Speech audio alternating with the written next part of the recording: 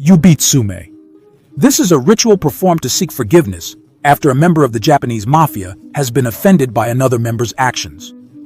The ritual involves amputating part of one's own pinky finger as a sign of sincere apology and remorse. Bastonado.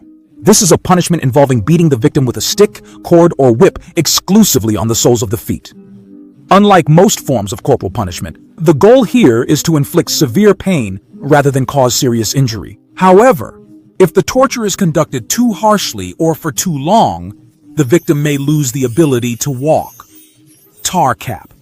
It involved pouring hot tar or pitch into a cone-shaped paper cap and placing it on the victim's head. When the tar hardened, the cap was torn off along with the skin and tissues of the head, leaving the person disfigured for life.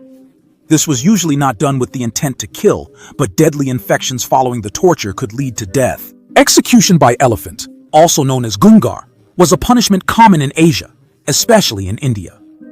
It involved the victim being crushed by an elephant. There were two types of execution. In the first, more merciful one, the victim's head was placed on a pedestal and the elephant crushed it, leading to instant death. In the second case, it was much more torturous.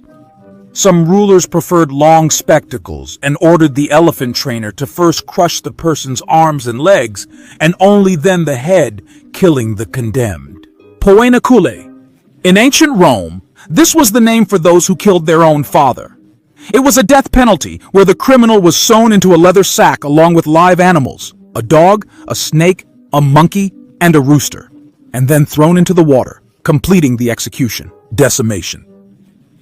In ancient Rome, it was used as a punishment for military units guilty of serious crimes, cowardice, mutiny, and desertion. A cohort of 480 soldiers was divided into groups of 10. In each group, they drew lots. The one who drew the short straw was killed by the other 9 with blows from sticks or weapons. The survivors were punished by being expelled from the camp. Cannon shot execution, a method of execution where the victim was placed in front of a cannon muzzle and shot. Death was instantaneous. The head would fly 15 meters up, arms would scatter 100 meters away, and legs would fall right under the cannon. This method is considered less torturous, as the victim hardly felt any pain. The blinding march of Basil II. After the Battle of Cleidion, Byzantine Emperor Basil II captured 15,000 Bulgarians. He divided them into hundreds and ordered 99 out of each 100 to be blinded, leaving one with one eye so he could lead the others. Bulgarian Tsar Samuel, upon seeing the returning soldiers, died of a heart attack on October 6, 1014. Castor oil and beryl. The victim was forced to drink a large amount of castor oil. This caused severe pain and uncontrollable diarrhea. In this state, the person was placed in a large barrel.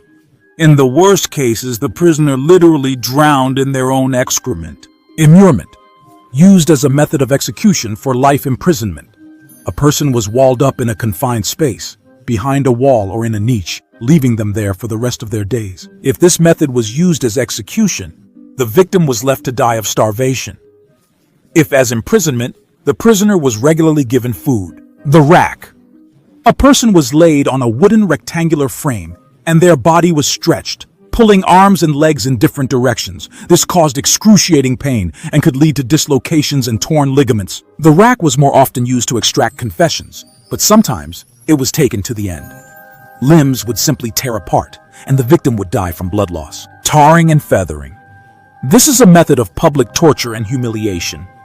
The victim was stripped naked or to the waist and covered with tar, sometimes hot. Then they were thrown into feathers or sprinkled with them so they would stick. The tar caused burns and left scars. Along with the injuries, it was also a moral torture. The person looked like a giant chicken, and the crowd just laughed at them. The pear of anguish is a metal instrument that was inserted into the mouth or anus, then gradually opened.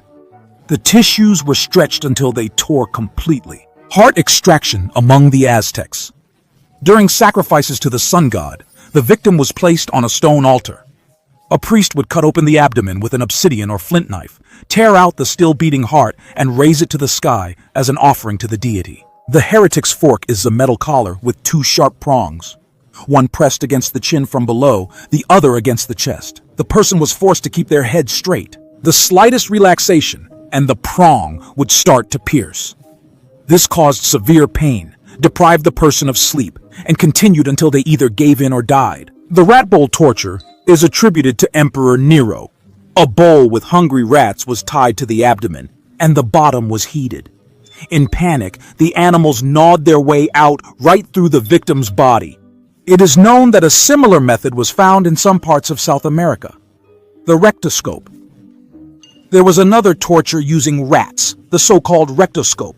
Through a tube, live rats were sent into the victim's rectum, forcing them to gnaw their way through the body to escape. The Catherine wheel was one of the methods of brutal execution. Limbs were tied to a large wheel, after which the bones were broken with blows from a hammer or iron rod. The victim was often left to die of hunger on the wheel, displayed as a warning to others. Boiling alive. A person was gradually lowered into a cauldron of boiling liquid, such as oil. First, the limbs, fingers, and toes, rich in nerve endings, were scalded. This caused unbearable pain. Then the skin, muscles, and fat softened and melted, and the internal organs began to cook from the outside. This made the process torturous and prolonged. There was a more brutal version. The victim was immersed in cold liquid, which was gradually heated to boiling. Keel hauling.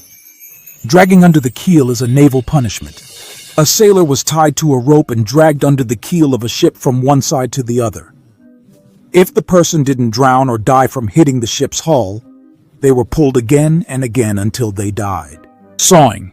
The victim was hung upside down so that blood would rush to the brain, prolonging consciousness.